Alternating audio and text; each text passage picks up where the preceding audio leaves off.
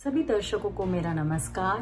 Kidney health, chronic kidney disease stages 1 to 5, kidney transplant, kidney dialysis, IG nephropathy क्या है, latest treatment कौन कौन से अवेलेबल हैं किडनी डिजीज को क्योर करने के लिए, इंडिया में किडनी ट्रांसप्लांट और डायलिसिस की क्या कॉस्ट आती है, किडनी ट्रांसप्लांट के दौरान हमें डोनर ढूंढते वक्त किन बातों का ध्यान रखना चाहिए और हमें डोनर कहाँ से ढूंढना चाहिए, इस सारी जानकारी हमने इस आज के एपिसोड में डॉक्टर अर्जुन सब्रवाल ने, जो कि एक किडनी स्पेशलिस्ट हैं और उनका अपना एक यूट्यूब चैनल भी है, उन्होंने दी है।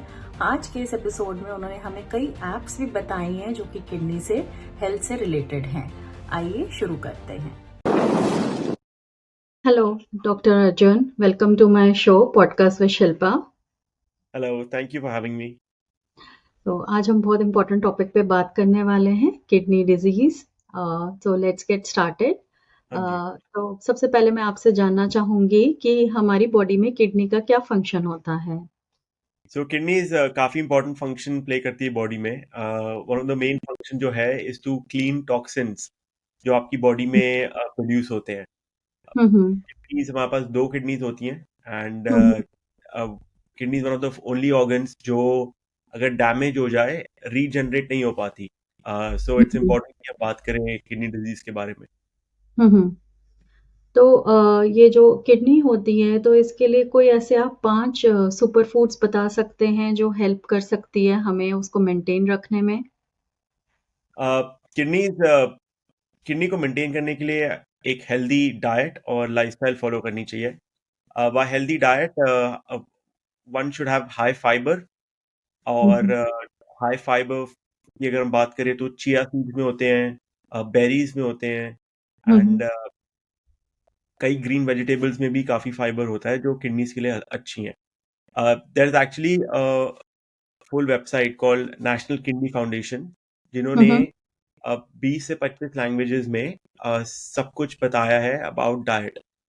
तो हम्म मैं तो ये रेकमेंड करता हूँ पेशेंट्स को कि वो उस वेबसाइट पे जाए और मैं आपको लिंक दे दूंगा ताकि आप अपने डिस्क्रिप्शन में डाल सके और उस हम्म। वेबसाइट पे देख सकें कि कौन से वेजिटेबल्स एंड फ्रूट्स उनको सूट करेंगे और कौन से उनके लिए अच्छे हैं क्योंकि सबके टेस्ट अलग होते हैं एंड फूड चॉइसेस अलग होते हैं.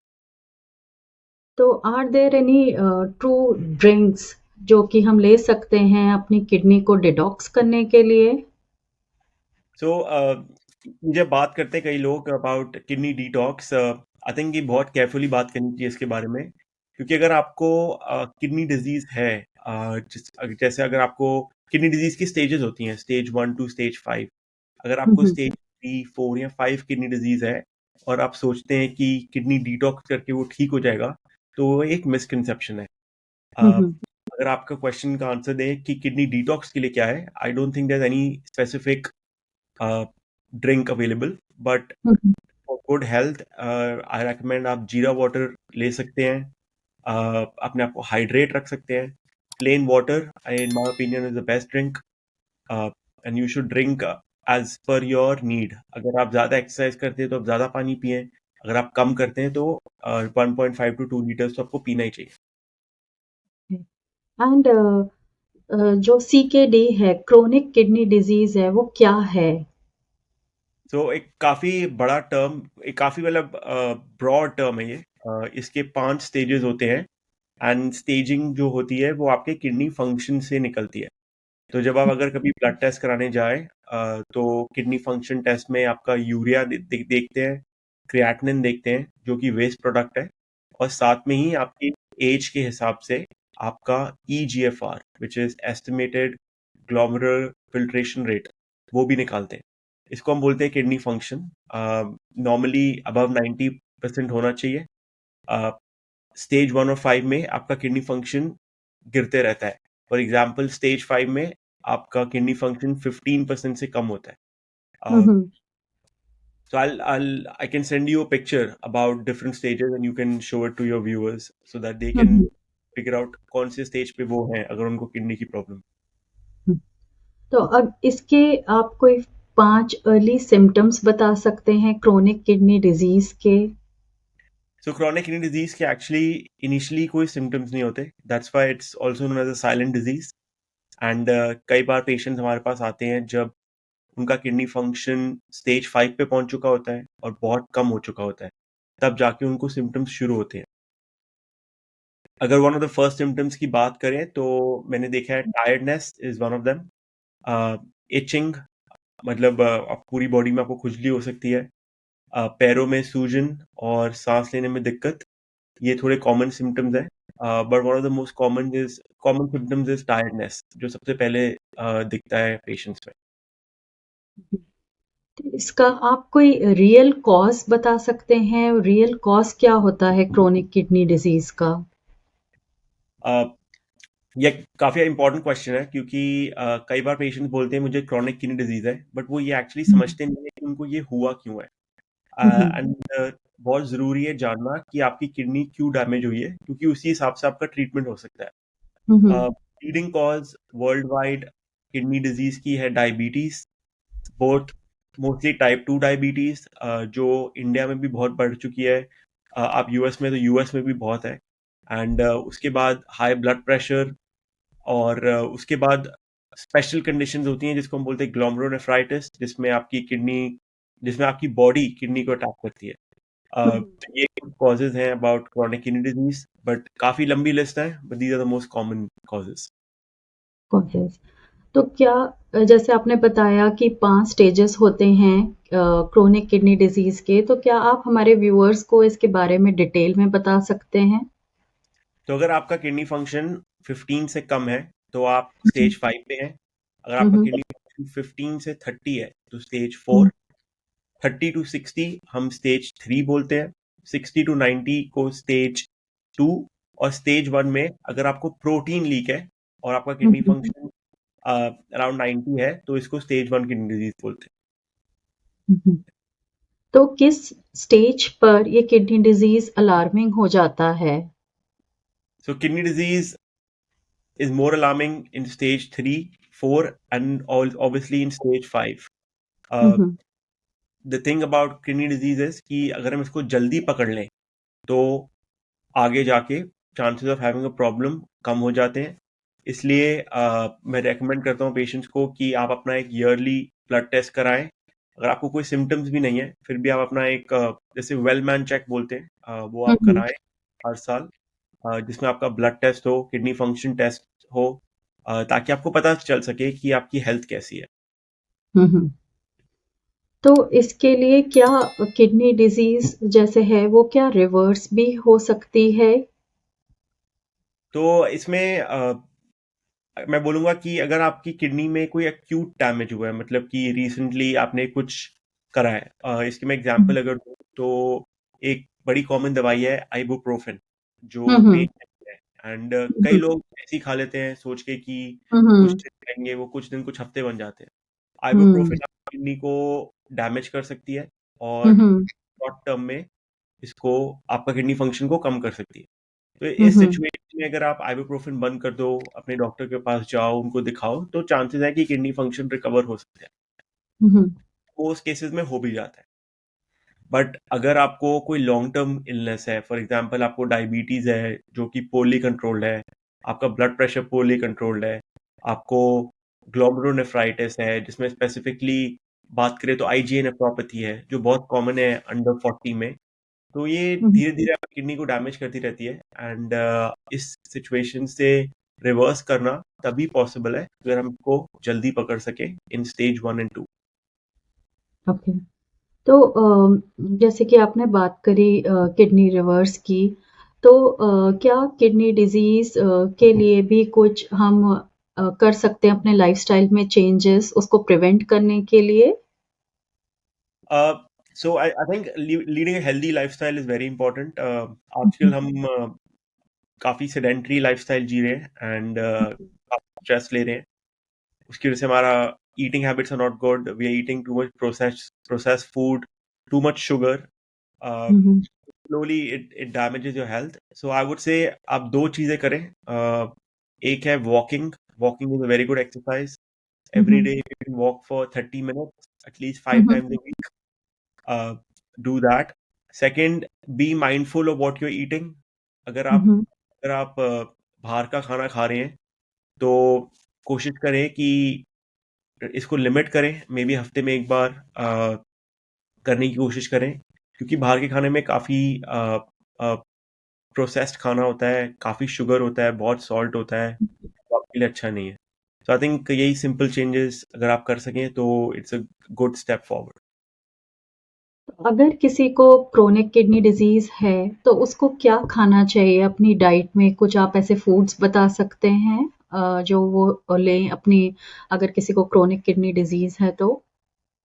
सो स्टेज 1 या स्टेज 2 में तो हम इतनी डाइटरी रिकमेंडेशन नहीं देते। इवन स्टेज 3 में अगर आपका किडनी फंक्शन 45 से ऊपर है या 35-40 से ऊपर है तो इतनी रिस्ट्रिक्शंस नहीं है। पर जब आपकी किडनी फंक्शन 30 से कम होता है then we start talking about diet, और हुँ, हुँ। Low potassium and low phosphate diet recommend करते हैं पेशेंट्स को। हुँ, हुँ। समटाइम्स हम ये भी बोलते हैं कि आप थोड़ा प्रोटीन इनटेक अपना कम करो। हुँ, इसका हुँ। मेन रीज़न यही है कि प्रोटीन जब मेटाबॉलाइज़ होता है उसके जो टॉक्सिन्स निकलते हैं वो आपके किडनी फंक्शन को अफेक्ट कर सकते हैं और आपका क्रिएटिनिन और यूरिया बढ़ा सकते हैं। तो हुँ, हुँ। थोड़ा कम प्रोटीन खाने को बोलते हैं हम स्टेज 4 में। लो पोटेशियम डाइट की बात करें तो bananas are very high in potassium hmm, and hmm. Lot of fruits are also very high in phosphate. Again hmm, वो हुँ। जो लिंक है उसमें सारे फ्रूट्स एंड वेजिटेबल्स के बारे में लिखा गया है। हुँ, एंड हुँ। मैं अपने सारे पेशेंट्स को रेकमेंड करूंगा कि वो पढ़ें, क्योंकि अगर आपको कोई प्रॉब्लम है आपको पता होना चाहिए कि आप डे टू डे में क्या खा रहे हैं एंड क्या ले रहे हैं। हुँ, हुँ।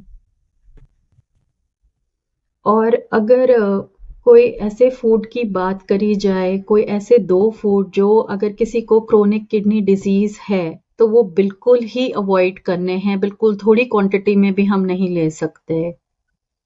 आई डोंट थिंक ऐसा कुछ भी है। हुँ, अगर हुँ। आप एक बनाना कभी खा लो तो हुँ, हुँ। ऐसा कुछ होगा नहीं आपको। Hmm, hmm. But I would not say there is anything that you should absolutely avoid. Hmm, hmm. Recommend करते हैं कि tomatoes, banana, hmm, hmm. sometimes too much green vegetables also. In stage 5, kidney disease hmm, is hmm. not good. Hmm, Uh, hmm. too much red meat, hmm, and hmm. but it's all because of these. I think सब important है समझना कि हम क्यों बोलते हैं ये, हुँ, क्योंकि हुँ। जब आपको किडनी डिजीज होती है आपकी किडनी सारे टॉक्सिन्स बाहर नहीं निकाल सकता। तो हुँ, अगर आप और हुँ। टॉक्सिन वाले फूड खाओगे जो हुँ, नॉर्मली हुँ। आपकी बॉडी से निकल जाएंगे बट आपकी सिचुएशन में नहीं निकल पा रहे, तो उससे हुँ, आपको हुँ। प्रॉब्लम हो सकती है। There is nothing that which is absolutely contraindicated या एकदम आपको नहीं खाना चाहिए, बट कुछ हुँ, चीजें हुँ। आपको रिड्यूस करनी पड़ती हैं जब आपको स्टेज 4 या 5 किडनी डिजीज होता है। हुँ, हुँ। और कोई हेल्दी पर्सन है जिसको किडनी डिजीज नहीं है, तो उसके लिए क्या ऐसा एक फूड है जिससे वो अपने किडनी के टॉक्सिन्स को रिमूव कर सकता है? ऐसा कुछ है नहीं, ऐसी कोई food. I I hmm. Don't think that anything like, जैसे कि मैंने आपको पहले भी हुँ। बताया, हुँ, हुँ, हुँ। Talks of kidney is a misconception. Hmm, hmm, hmm. if you just live a normal healthy life, high hmm, fiber hmm. diet, high hmm. protein, uh, walk करो आप रेगुलरली, और थोड़ी हुँ, हुँ। थोड़ा अपना सॉल्ट और शुगर कम करो, तो हुँ, hmm. I I think that's good, but there is nothing specifically which can detoxify your kidney. Even hmm, दो हुँ। काफी क्लेम्स हैं ऑन यूट्यूब जो बोलते हैं कि हम आपकी किडनी को पूरा डिटॉक्स कर देते हैं, तो हुँ, अगर आपको हुँ। क्रोनिक डिजीज है, I this will not work. If you have hmm, stage hmm. 3, 4, 5 kidney disease, this cannot reverse your uh, a disease. Hmm, You have to accept it and work towards your health. Hmm, hmm. And जैसे कि मैंने एक article पढ़ा था कि India जो है leading है in diabetes in the world. So क्या डायबिटीज हमारी किडनीज को इफेक्ट कर रहा है? So diabetes is the leading cause of kidney disease worldwide, hmm, and India में जैसे आपने बोला डायबिटीज लीडिंग है, साथ में क्रॉनिक किडनी डिजीज भी लीडिंग है। हर हम्म, साल 2 लाख लोगों को क्रॉनिक किडनी डिजीज होता है इंडिया में।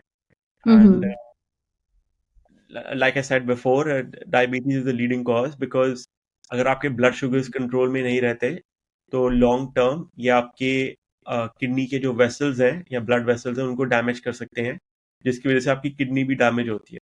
हम्म। अगर हमने स्टार्टिंग में इसको पकड़ लिया तो there are lot of medications that we can give, lot of lifestyle changes that you can do to slow the progression and even sometimes stop the progression. But if we pick it up very late, then options become very limited, and patients need to be counseled about dialysis and transplant. और जैसे कि blood pressure है अगर किसी को, तो क्या वो भी किडनी डिजीज़ के लिए हार्मफुल होता है? Blood pressure is the second leading cause for kidney disease. हुँ, नई recommendation आई है कि आपका blood pressure actually 130 systolic मतलब ऊपर वाला और हुँ, नीचे हुँ, वाला 80 मिलीमीटर ऑफ मर्क्यूरी से हुँ, हुँ, कम होना चाहिए। हुँ, तो हुँ, again, sedentary lifestyle, processed food, obesity, इस हुँ, सब से हुँ, ब्लड प्रेशर बढ़ता है। एंड अगर आपने अपना ब्लड प्रेशर लॉन्ग टर्म में कंट्रोल नहीं रखा तो किडनी को स्लोली डैमेज हो सकता है। इसलिए हम रेकमेंड करते हैं कि अगर आपको हाइपरटेंशन है या हाई ब्लड प्रेशर है, आप हुँ, हुँ, 6 मंथ्स या एवरी 1 ईयर अपना एक ब्लड टेस्ट कराओ, अपनी हुँ, हुँ, आइज का चेकअप कराओ, हुँ, क्योंकि हुँ, हाई ब्लड प्रेशर आपकी आईसाइट को भी डैमेज कर सकता है, आपकी किडनीज को भी डैमेज कर सकता है, हुँ, और हुँ, हार्ट को भी डैमेज कर सकता है। इसलिए ये तीनों चीजें रिकमेंडेड है कि हर साल चेक करानी चाहिए अगर आपको हाई ब्लड प्रेशर। हुँ, हुँ। और जैसे कि क्या नेचुरल वेज़ होते हैं अपने ब्लड प्रेशर को रिड्यूस करने के लिए? तो yoga is very effective to reduce your blood pressure. Hmm, walking hmm, is also found to be very effective. Hmm, hmm, ये हमारी थोड़ी लाइफस्टाइल चेंजेस हैं। अगर हम डाइट की बात करें तो कटिंग डाउन सॉल्ट, जो जो recommended वैल्यू है सॉल्ट की आपको उतनी ही लेनी चाहिए। Even though I understand it's very difficult in an Indian diet to completely reduce your salt intake, but अगर आप सिंपल स्टेप्स लो, जैसे जो खाना बना है उसके ऊपर सॉल्ट ना डालो, तो हुँ, आप हुँ, अपना सॉल्ट intake थोड़ा कम कर सकते हो। Similarly sugar, sugar is very addicting, and studies have shown that it is more addicting than certain drugs, uh, hmm, and we don't realize it. We keep eating it, and even if we don't realize what how much sugar there is और किस किस चीज़ों में sugar है। तो हुँ, हुँ, आपको sugar definitely, process sugar definitely जितना कम कर सकते हो करो।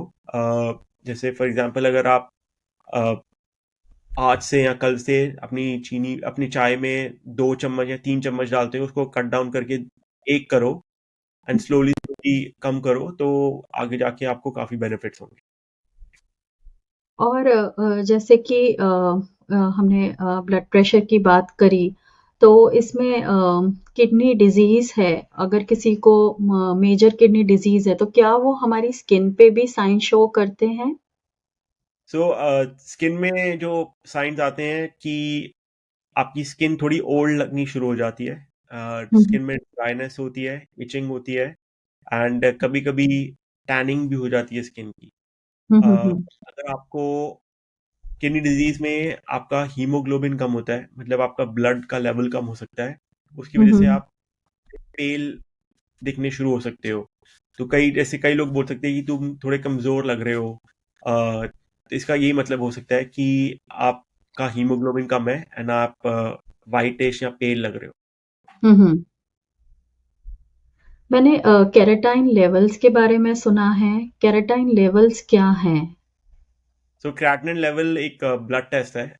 हुँ, बेसिकली आपका किडनी का, जैसे कि हमारी किडनी टॉक्सिन प्रोडक्ट्स निकालती है, तो क्रिएटिनिन एक तरीके से चेक करता है कि हमारी किडनी कितने अच्छे से काम कर रही है। अगर हुँ, आपका हुँ, क्रिएटिनिन लेवल नॉर्मल रेंज में है, तो हुँ, मतलब कि kidney is kind of breaking down all your toxins and you are urinating all of that. तो आपका सब कुछ बाहर निकल रहा है। बट हुँ, अगर हुँ, किडनी काम करनी बंद हो जाती है या फिर किडनी का फंक्शन कम हो जाता है, तो टॉक्सिन लेवल्स ब्लड में बढ़ने लग जाते हैं, इसलिए क्रिएटिनिन बढ़ने लग जाता है, आपका यूरिन आउटपुट थोड़ा कम होने लग जाता है। तो बेसिकली यही है क्रिएटिनिन, जो ब्लड टेस्ट में दिखता है आपका किडनी का फंक्शन बताता है। और क्रिएटिनिन के साथ एक और टेस्ट है जिसको बोलते हैं urea, which is also another toxin, जो कि हम ब्लड टेस्ट में देखते हैं। अगर हम्म मेडिकल टर्म में बात करें तो creatinine is a breakdown product of protein and muscles and hmm urea is similar to that. So both play an important role. तो केराटिनिन का नॉर्मल और हाई और लो रेंज क्या होता है? So हर लैब्स का अलग रेंज होता है, but on an hmm average 0.7 to 1.4 1.3 तक इट्स नॉर्मल. हम्म अगर आपका क्रिएटिनिन 2 है या 2 से ज़्यादा है, देन डेफिनेटली आपको क्रिएटिनिन के साथ अपना ईजीएफआर चेक करना चाहिए. और ये अगर हम्म 60 से कम है तो आपको एक नेफ्रोलॉजिस्ट को दिखाना चाहिए. हम्म और जैसे कि आपने यूरिक एसिड की बात करी, तो यूरिक एसिड अगर ज़्यादा निकलता है हमारे टेस्ट में, तो फिर हमें क्या करना चाहिए? तो यूरिक एसिड अलग चीज़ है और यूरिया अलग चीज़ है. हम्म यूरिक एसिड पेशेंट्स का बड़ा हो सकता है किडनी डिजीज में. अगर आपका हम्म यूरिक एसिड बढ़ा हुआ है तो आपने एक डिजीज के बारे में सुना होगा जिसको बोलते हैं गाउट, जो हम्म आपके जॉइंट्स को अफेक्ट करती है.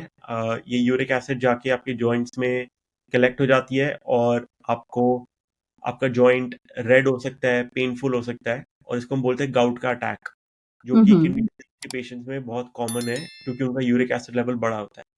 अगर हम्म हम डाइट की बात करें तो red meat and high protein diet में यूरिक की वजह से यूरिक एसिड बढ़ सकता है. हम्म अ, तो हम इसलिए रेकमेंड करते हैं कि रेड मीट अवॉइड करना चाहिए. अगेन मैं नहीं बोलूँगा कि आप टोटली अवॉइड करो हम्म स्टेज 2 में या स्टेज 3 में. 4-5 में जितना कर सकते हो करो, बट स्टेज 2 एंड 3 में आपको थोड़ा कम खाना चाहिए. हम्म तो इसमें जैसे कि हमने इसकी बात करी, तो क्या कोई नेचुरल वेज हैं केराटिन लेवल को रिड्यूस करने के लिए? तो कई क्लेम्स आते हैं ऑनलाइन कि आप अपना क्रिएटिनिन कम कर सकते हैं नेचुरली. सो अगर आप प्रोटीन इनटेक थोड़ा कम कर दो तो नेचुरली आपके क्रिएटिनिन लेवल्स भी कम हो जाएंगे. हम्म सिमिलरली अगर आप अपना प्रोटीन इनटेक बढ़ाओगे, आप हम्म क्रिएटिनिन क्रिएटिन सप्लीमेंट्स लोगे. फॉर एग्जांपल हम्म जो लोग जिम जाते हैं, जिनका मसल मास ज़्यादा होता है, उनका हम्म अगर वो ब्लड टेस्ट कराए तो उनका क्रिएटिनिन लेवल ज़्यादा आएगा एज कम्पेयर टू समवन जिसमें अ, जिनका मसल मास इतना नहीं है और जो लो प्रोटीन डाइट खाते हैं. तो I think again this is giving false hopes to patient, especially in stage 3 and 4, जो ये टेक्निक्स ट्राई करते हैं. उससे होता क्या है कि शॉर्ट टर्म में क्रिएटिनिन लेवल डेफिनेटली थोड़ा कम हो जाता है क्योंकि आप प्रोटीन इनटेक अपना कम कर लेते हो, but you lose a lot of muscle and जो डैमेज आपकी किडनी में पीछे चल रहा है वो चलता रहता है. इसलिए इट इज़ मोर इम्पोर्टेंट कि आप एक डॉक्टर को दिखाएं, एक नेफ्रोलॉजिस्ट को दिखाएं, जो आपकी किडनी डिजीज को समझ सके, पता करा सके कि ये क्यों हो रहा है और आपको राइट पाथ पे विद राइट मेडिसिन ठीक कर सके. और जैसे कि हमने बात करी कि स्टेज 4 और स्टेज 5 क्रोनिक किडनी डिजीज होता है, तो क्या ऐसा भी हो सकता है कि कुछ साइलेंट सिम्पटम्स आएँ जो हमें नहीं पता लगे और सीधा हमें स्टेज 4 और स्टेज 5 पे जाके पता लगे कि हमें क्रोनिक किडनी डिजीज है? बहुत पेशेंट होते हैं जो रूटीन ब्लड टेस्ट कराते हैं, उनमें उनमें उनको पता हुँ, चलता है कि क्रिएटिनिन 3 या 4 है और हुँ, हुँ, किडनी फंक्शन 15-20% पे है और उनको कोई सिम्टम्स नहीं होते. ये these are very young young people also. Hmm, तो हुँ। डेफिनेटली ऐसा हो सकता है. And that's why I recommend कि every year, no matter how fit you are और हाउ वेल यू आर, एक ब्लड टेस्ट कराने में कोई प्रॉब्लम नहीं है, कराना चाहिए आपको. अब जैसे किडनी डिजीज के बाद अगर किडनी फेलियर किसी का होता है, तो उसके क्या सिम्पटम्स होते हैं? तो मैंने आपको पहले बताया कि सिम्टम्स आर इचिंग, सांस लेने में दिक्कत, स्वेलिंग, उनका यूरिन आउटपुट कम हो हुँ, जाता है. तो जो हुँ, स्टेज 5 में सिम्टम्स होते हैं उनको ही हम किडनी फेलियर के सिम्टम्स बोलते हैं. ओके। तो यूरिन कलर में भी क्या कुछ चेंजेस होते हैं? तो कुछ डिजीजेस में आपका यूरिन काफ़ी फ्रॉथी हो सकता है, हुँ, हुँ, क्योंकि आपकी किडनी प्रोटीन लीक कर रही है. और कुछ डिजीजेस में यूरिन में ब्लड भी दिख सकता है. हुँ, हुँ, तो हुँ, ये साइंस हैं which you should look out for. And अगर ऐसा कुछ हो तो आपको अपने डॉक्टर के पास जाना चाहिए. जाना चाहिए, ओके। तो अब अगर इसके ट्रीटमेंट की बात करें तो आजकल आईजीओ नेफ्रोपैथी ट्रीटमेंट जो है वो बहुत है, तो आप उसके बारे में कुछ बताना चाहेंगे डिटेल में? सो अगर ट्रीटमेंट की बात करें फॉर chronic kidney disease, 5 साल पहले we had 1 or 2 medication. In the hmm, last hmm, 5 years there has been a hmm, revolution. हर 3 to 6 months में new medicine are been approved. Multiple trials are ongoing. Hmm, मैं हुँ, अभी American society of nephrology में गया था, and more than 12,000 nephrologists came with the same goal that they want to find a cure. They want to hmm, find a hmm, way to stop the progression of kidney disease. So I hmm, think hmm, there's a lot of hope for patients. There are many medications already being approved and many more in the pipeline.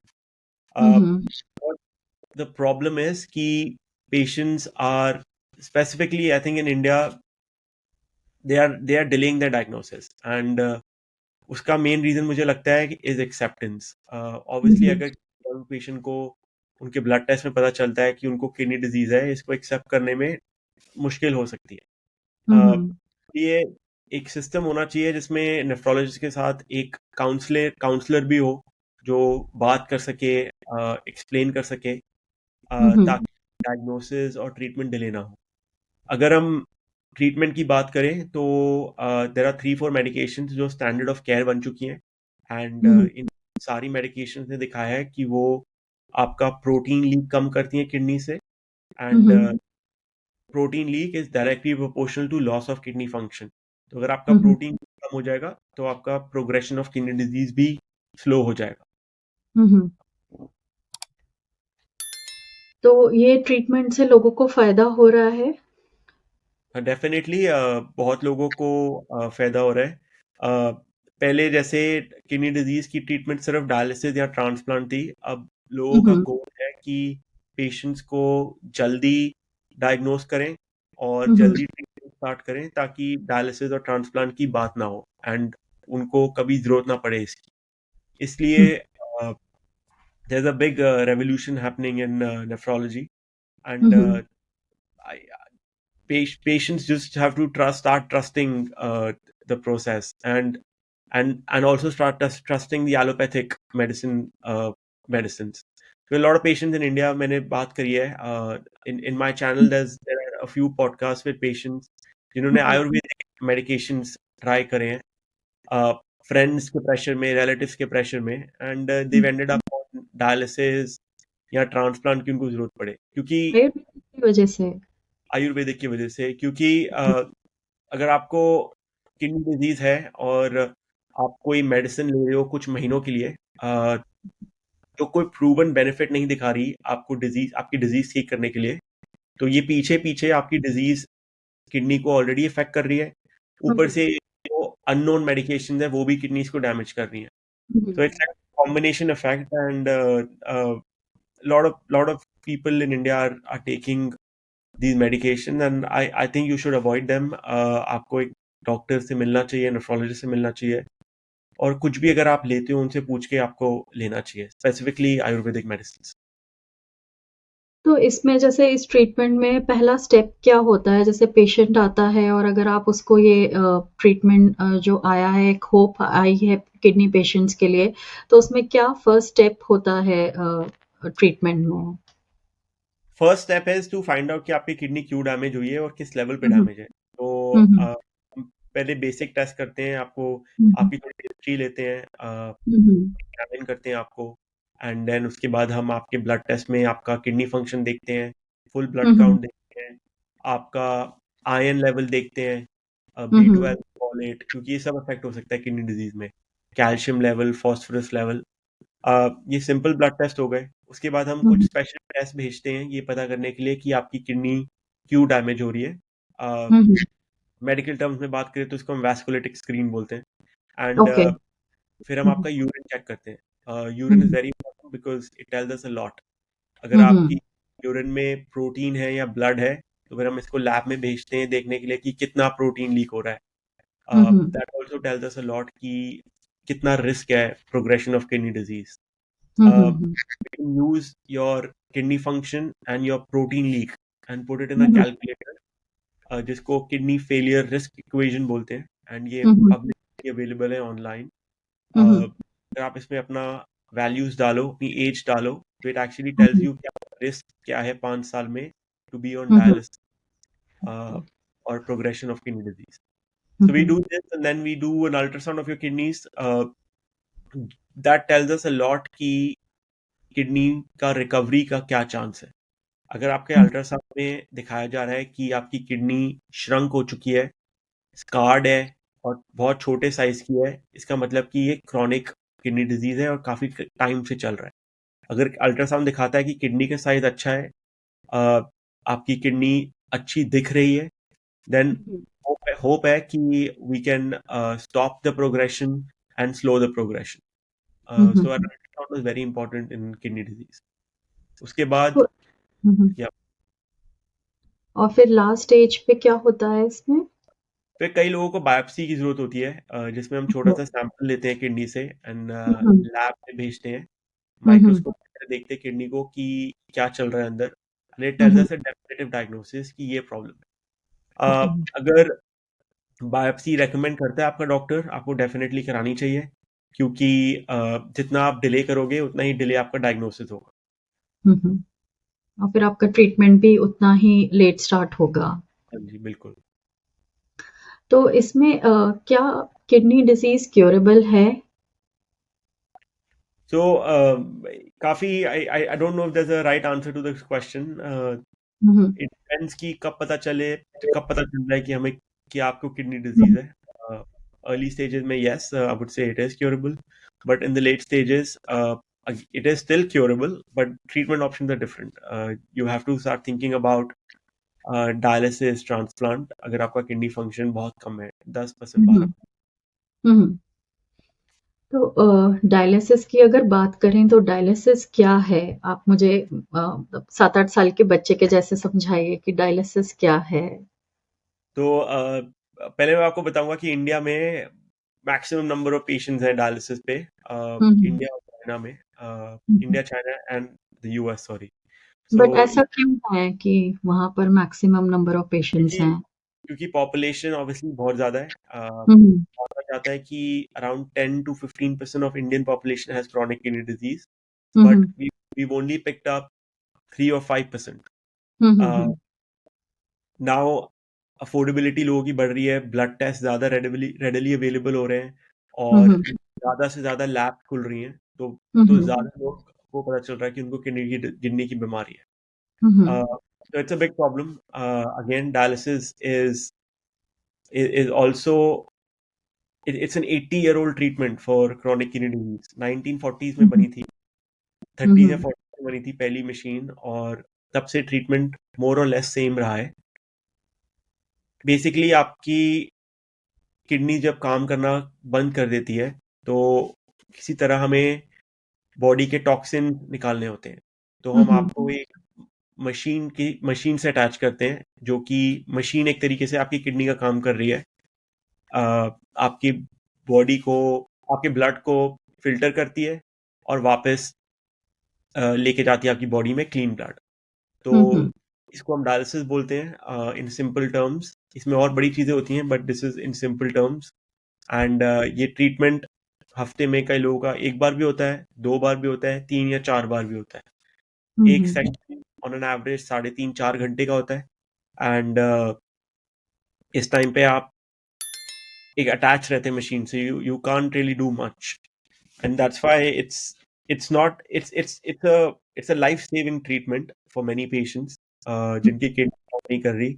But in my opinion it should be a bridge to get a transplant. अगर it should be like a pathway कि आप पहले dialysis कराओ, and अगर आप transplant करा सकते हो तो that remain the best option. तो डायलिसिस क्या पेनफुल प्रोसेस है? Dialysis is not painful. Initially dialysis कराने के लिए आपको शायद आपको एक लाइन लगे जो आपकी नेक में जाती है. वो हम्म। स्लाइटली पेनफुल हो सकता है, hmm. But it's not extremely painful. कुछ लोकल एनेस्थेटिक दिया जाता है, जिसकी वजह से आपको कुछ फील नहीं होना चाहिए. कई हम्म। फिस्टुला बनवाते हैं हाथ में, उससे भी डायलिसिस होती है. That's also done with anaesthesia, जिससे एरिया पूरा नम हो जाता है और आपको दर्द नहीं होनी चाहिए. जब मशीन पे आपको कनेक्ट करते हैं आपको कोई पेन नहीं होना चाहिए।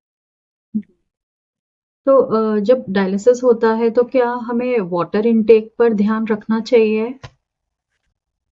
जब डायलिसिस पे होते हैं पेशेंट्स तो कई कई पेशेंट्स का यूरिन आउटपुट एकदम बंद हो जाता है तो यूरिन पास करना छोड़ देते हैं। तो फिर हम बस डायलिसिस के थ्रू ही उनका वाटर निकाल सकते हैं या फ्लूइड निकाल सकते हैं। हुँ, तो उन हुँ। पेशेंट्स को हम बोलते हैं कि आपको अराउंड 1 to 1.5 लीटर्स पीना चाहिए हुँ, जब हुँ। आप डायलिसिस पे हो। हुँ, हुँ। तो ये कितने टाइम तक डायलिसिस चलता है? मतलब कितने आवर्स तक का प्रोसेस होता है कि सारा वो फ़िल्टर आउट कर दे आपका ब्लड और कितना थ्री टाइम एंड लगता हाफ है? 3.5 to 4 आवर्स के सेशन होते हैं। ओके। और मैंने एक वीडियो भी देखा था जिसमें पेशेंट्स जो हैं डायलिसिस के दौरान they are doing the cycling. तो वो कोई नया कुछ आया है ऐसा cycling process during the dialysis? So dialysis patients lose a lot of muscle. तो हुँ, हुँ। कनाडा में उन्होंने एक स्टडी की थी देखने के लिए कि अगर हम डायलिसिस के टाइम पे पेशेंट्स को पेशेंट्स हुँ, के हुँ। पैर पे एक साइकिल रखें जो जिम में होती है और हुँ, उनको हुँ। साइकिल करने को बोले तो उससे क्या फायदा होता है। And hmm, they hmm. Found out कि उनका मसल मास इंक्रीज होता है जिससे उनका कार्डियोवास्कुलर रिस्क मतलब having the risk of having a heart attack या स्ट्रोक वो कम होता है। हुँ, तो हुँ। ये एक अपकमिंग चीज है but obviously cost of these machines is very high and putting them in and every center next to every machine is hmm, very hmm. expensive but definitely this is a very good thing. I recommend कि जो patient dialysis में है वो हुँ, हुँ। exercise करें। आपको कोई marathon भागने को नहीं बोल रहा बट फिर भी small amount of weight lifting hmm, आप हुँ। 2 3 kg के डंबल से भी अगर थोड़ी वेट लिफ्टिंग करें, वॉकिंग करें, तो आपका मसल मास बढ़ेगा। हुँ, हुँ। और जो पेशेंट्स डायलिसिस पर हैं, तो उनको किन बातों का ध्यान रखना चाहिए? कोई ऐसी 3 बातें आप बता सकते हैं जो उनको ध्यान रखनी चाहिए? तो मेन चीज़ है कि आप अपना डायलिसिस मिस ना करें क्योंकि कई पेशेंट डायलिसिस मिस करते हैं, उसकी वजह हुँ, से हुँ। वाटर रिटेंशन होती है। हुँ, हुँ। दूसरी चीज़ है डायलिसिस के टाइम पे डाइटरी चेंजेस काफ़ी होते हैं। हुँ, हुँ। आपको प्रोटीन इंटेक एक्चुअली थोड़ा बढ़ाना पड़ता है क्योंकि हुँ, हुँ। मसल लॉस होता है आपको, तो हुँ, हुँ। उसको फॉलो करें। कई पेशेंट डायलिसिस के टाइम पे खाना बंद कर देते हैं या बहुत कम कर देते हैं, उससे उनको हुँ, हुँ। और नुकसान होता है। तो मैं यही रेकमेंड करता हूँ कि आप अपना खाने-पीने पे बहुत ख्याल रखें, जब आप डायलिसिस से हो। हुँ, हुँ। तो किस तरह का खाने पर ध्यान रखना चाहिए? लाइक कोई फूड हैं जो लिमिट में लेना चाहिए during the process of dialysis या कोई ड्रिंक्स ऐसी हैं जो हमें लिमिटेड करनी चाहिए? तो बोलते हैं कि फिज़ी ड्रिंक्स अवॉइड करनी चाहिए and hmm, high potassium food भी थोड़ा अवॉइड करना चाहिए। हुँ, hmm. In Fizzy terms drinks like soda? Sorry Fizzy drinks means like soda or with soda with high sugar drinks ये हुँ, अवॉइड हुँ। करनी चाहिए। हुँ, हुँ। High potassium food and fruits hmm, hmm. And protein intake थोड़ा बढ़ाना चाहिए। Like milk है and lemon water we can take that? हाँ, ऐसे there's no specific restriction to any of that. Okay. Uh, बाकी every most dialysis units have a dietitian also, a renal hmm, hmm. dietitian, hmm, hmm. which can guide patients कि आपको breakfast, lunch, dinner में क्या खाना चाहिए. And I hmm, I hmm. think most doctors use dietitians and करना भी चाहिए because it's not possible कि आपको हर एक फ्रूट और वेजिटेबल के बारे में पता हो हुँ, हुँ। कि किसमें क्या न्यूट्रिएंट्स है and hmm, hmm. Dietitians are fantastic and they should definitely be used especially for renal patients. Right. और डायलिसिस का कितना खर्चा आता है? क्या कॉस्ट पड़ती है डायलिसिस प्रोसेस की? सो आई हर स्टेट में अलग कॉस्ट है, हर हॉस्पिटल में अलग कॉस्ट है। हुँ, हुँ। मेरे ख्याल एवरेज 1600 to 2500 रुपीज हुँ, पर हुँ। सेशन। हुँ, हुँ। गवर्नमेंट की भी स्कीम है, प्रधानमंत्री की एक योजना है जिसका लिंक मैं आपको भेज दूंगा ताकि आप डिस्क्रिप्शन में डाल सकें, हुँ, हुँ, हुँ। जो हेल्प करती है पेशेंट्स को जो डायलिसिस में। हुँ, हुँ। आई थिंक कई सेंटर्स में मोर एक्सपेंसिव डायलिसिस भी होती है। कई सेंटर्स में 5000 तक की डायलिसिस भी होती है। So it's okay. Just about different centres. क्या किडनी डायलिसिस हम घर पर भी कर सकते हैं? तो वेस्टर्न वर्ल्ड में home dialysis is a big thing. आप डायलिसिस एक ब्लड से भी करते हैं और एक अपने पेट से भी करते हैं, उसको हम पेरिटोनियल डायलिसिस बोलते हैं। दोनों हम्म घर पे होती है। इंडिया में home dialysis is not very popular. I think the reason is cost of machine is very high. Hmm infection rates ज़्यादा होते हैं जब आप घर पे डायलिसिस करो, क्योंकि सब कुछ खुद करना पड़ता है। तो infection rates are also very high and awareness is not there. अगर पेशेंट्स डिमांड करेंगे होम डायलिसिस तो companies will make cheaper machines hmm for. तो अवेयरनेस भी नहीं है होम डायलिसिस के बारे में। तो I have tried to make a few videos about home dialysis, peritoneal dialysis, जिसमें हम्म एक वीडियो है जिसमें एक बहुत यंग पेशेंट था, 18 इयर्स का, जो हम्म घर पे डायलिसिस करता था। एंड जब आप घर पे डायलिसिस करते हो तो आपको बैग्स मिलते हैं जो डायलिसिस फ्लूइड होता है। तो वो हम्म अपने अपनी फैमिली के साथ वेकेशन पे जाता था। कई बार वो इंडिया में घूमने गया, एक बार वो थाईलैंड भी गया और बैग्स हम्म लेके सूटकेस में डाल के। So it gives you a lot of flexibility home dialysis. अगर आप हॉलीडे पे जा रहे हो तो आप हम्म, किसी सेंटर में वहां पे जाके भी डायलिसिस करा सकते हो। करा तो सकते किडनी पेशेंट को लगता है कि अगर वो डायलिसिस में उनकी लाइफ एकदम बंद हो जाती है। ये भी बहुत बड़ा मिसकंसेप्शन है। हैं। आई सीन पेशेंट्स जो रनिंग करते हैं, कई एक दो पेशेंट्स मैराथन भागते हैं और घर पे डायलिसिस करते हैं, हॉलीडेज पे भी जाते हैं। देर आर स्पेसिफिक क्रूजेस जो सिर्फ डायलिसिस पेशेंट्स के लिए हैं, तो उनका पूरा सेंटर है डायलिसिस का वहां पर। आप क्रूज हम्म भी इंजॉय कर सकते हो और डायलिसिस भी करा सकते हो। Again obviously all of this is expensive right now, but it's there. So I don't want patients to think कि आप dialysis पे हो, your life is completely stopped. It's not hmm. like. क्या कोई पेशेंट थ्रू आउट डायलिसिस पर रह सकता है?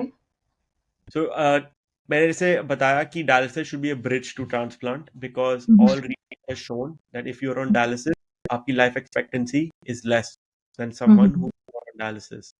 और हम्म biggest risk of being on dialysis is risk of cardiovascular death. तो हम्म। किडनी पेशेंट्स, किडनी की बीमारी से उनकी डेथ नहीं होती, बट हार्ट की प्रॉब्लम से डेथ होती है, क्योंकि हम्म उनका risk of having a heart attack is much higher as compare hmm to who does not have kidney disease. Kidney तो ये भी डिजीज। समझना जरूरी है।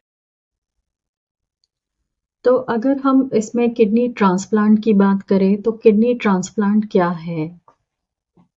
सो kidney transplant was, will and will remain. Uh, so kidney transplant was, is and will remain the best treatment for kidney failure.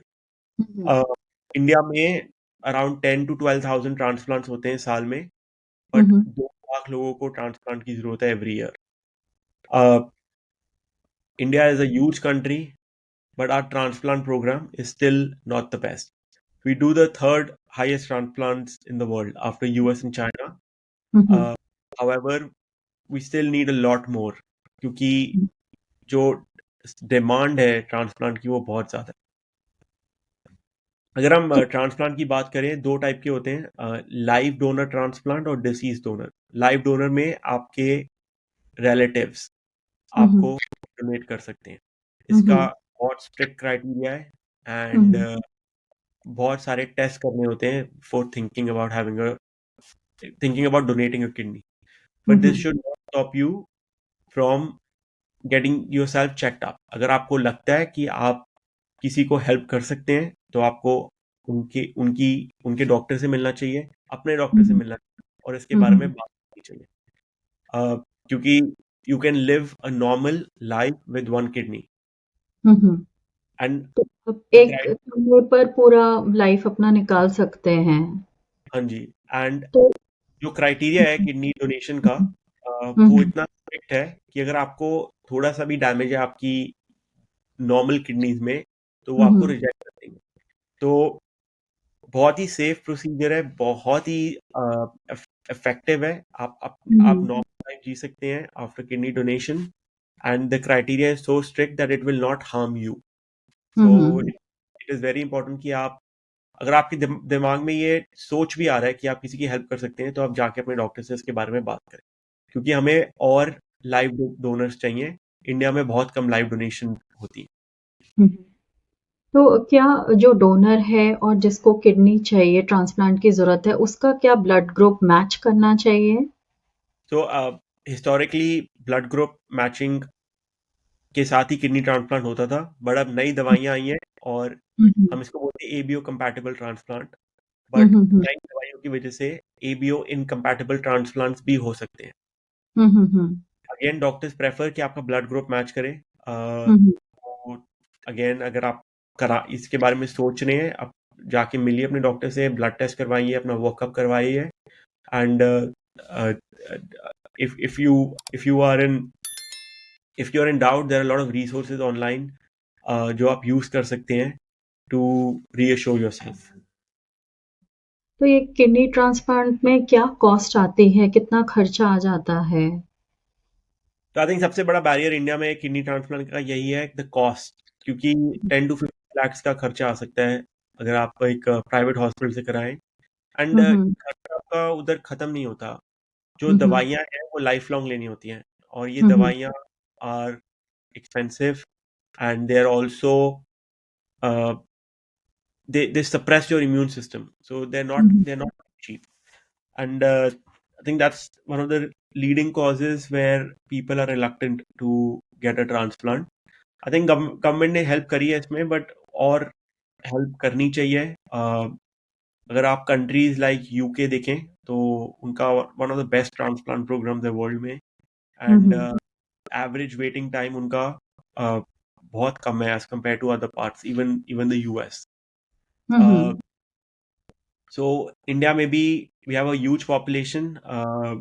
We should work as and we have a huge population, but every state has their own rules for hmm, trans. So I think we should work as one country so that we can hmm. use right. resources from north, south, east, west hmm, hmm. rather than state wise. और kidney donor हमें कहाँ से मिल सकता है? अगर किसी को kidney donor की ज़रूरत है, तो कहाँ से मिल सकता है? कुछ वेबसाइट्स हैं या कुछ प्लेटफ़ॉर्म्स हैं, जहाँ से हम ले सकते हैं किडनी डोनर्स? तो जब आपने वेबसाइट की बात की, अगर आप गूगल पे सर्च करो तो आपको कई एजेंट्स भी मिलेंगे जो इलीगल किडनी डोनर्स हुँ, की हुँ। या आपको रीअश्योरेंस देंगे कि हम आपको किडनी दिलवा देंगे। हुँ, हुँ, hmm. Absolutely, definitely avoid them. ये हुँ, हुँ। इसके दो रीजंस हैं। एक तो हुँ, हुँ। आप अपने आप को हार्म पहुंचाओगे, you don't know where the kidney is coming from, you you hmm, don't know hmm. कि मैचिंग कैसी हुई है। और जो हुँ, हुँ। डोनेट कर रहा है उसको भी नुकसान हो सकता है, क्योंकि हमें नहीं पता हुँ, उसका हुँ। चेकअप कैसे हुआ था। क्या हुँ, पता उसकी हुँ। किडनी डैमेज हो और उसको नहीं हुँ, पता हुँ, हो हुँ। लेफ्ट विद नहीं वन किडनी। पता। तो हुँ, हुँ। पैसों के लिए लोग, जो डोनर है वो भी सफर कर रहा है और रेसिपिएंट भी सफर कर रहा है। एंड हम हुँ, हुँ। जितना ज्यादा इसको प्रमोट करेंगे, जितना ज्यादा लोग ये एजेंट्स के पीछे भागेंगे, हुँ, उतना ही हुँ। ज्यादा आपको transplant in a proper way होने में प्रॉब्लम होगी। सो हुँ, हुँ। डेफिनेटली आप इसको अवॉइड करें। First thing is to speak to your doctor about this and speak to your family कि कोई हुँ, आपको लाइफ डोनर दे सकता है, क्योंकि life donor hmm. Transplant better than every hmm, state, every many hospitals have their list hmm, hmm, disease hmm. Transplant के लिए। मतलब कि हुँ, हुँ। अगर किसी की डेथ होती है और वो उन्होंने पहले डिसाइड किया हुआ है कि वो अपनी किडनी डोनेट करना चाहते हैं या अपने ऑर्गन डोनेट करना चाहते हैं, तो वो ऑर्गन आपको मिल सकता है। Hmm, I hmm. Completely understand कि पेशेंट गेट फ्रस्ट्रेटेड, क्योंकि जो लिस्ट है वो बहुत लंबी है and hmm, waiting hmm. Time ज़्यादा है। ज़्यादा है। Still this is the right way to go rather than illegally आप अपना ट्रांसप्लांट करवाएं। तो क्या किसी को अगर डायबिटीज़ है तो उसका भी किडनी ट्रांसप्लांट हो सकता है? सबका ट्रांसप्लांट हो सकता है। कुछ ओके। केसेस में ट्रांसप्लांट डिले हो जाता है या हुँ, हुँ। ट्रांसप्लांट में कॉम्प्लिकेशंस होती है, बट मेजॉरिटी ऑफ पेशेंट्स का ट्रांसप्लांट हो सकता है if you are young, healthy. Hmm, by hmm. Healthy I mean, I know even if you have kidney disease but still आप ओवरवेट नहीं है, आपने अपने डायबिटीज का ख्याल रखा, आपने अपने ब्लड हुँ, प्रेशर हुँ। का ख्याल रखा, आप अपनी मेडिकेशन से कंप्लायंट है और आप हुँ, विलिंग हुँ। है make a change, then hmm, hmm. Transplant is the right option for you. तो एक किडनी पे जैसे आपने बताया कि थ्रू आउट आप लाइफ रह सकते हो, तो क्या आप स्पोर्ट्स वगैरह भी खेल सकते हो? तो contact sports should be avoided अगर आपके पास सिंगल किडनी है। हुँ, हुँ, हुँ। जैसे हॉकी, रग्बी, क्योंकि हुँ, अगर उस हुँ। किडनी डैमेज हुआ then hmm, hmm. you're left with no options, and we don't want that. So contact sports should be avoided, and a yearly blood test should be done. Mhm. Piece of advice that you will like to give to the patients who are having blood pressure or diabetes or both to maintain their kidney health? So I would say only one advice: accept that Mhm. you have a problem, accept that there's a disease, and Mhm. be willing to make a change. Uh, Mhm. if you are, if you do that, then you can improve your blood pressure also, your diabetes also, and you can lead a Mhm. healthy lifestyle. Uh, I have a YouTube channel where I promote and Mhm. give awareness about kidney disease. So you can Mhm. check that out, because awareness is the first step. If you Mhm. know about the disease, you are more willing to accept it. So you can check that out, and if you have any questions, you can comment or ask me. Thank you so much. You have given such a good content, Dr. Arjun. Thank you so much. Thank you. Thanks. Friends, अगर आज के इस episode में आपको कोई भी content अच्छा लगा हो, वैल्यूबल लगा हो, तो प्लीज़ लाइक, शेयर और सब्सक्राइब किए बगैर मत जाइएगा। Thank you. Bye bye.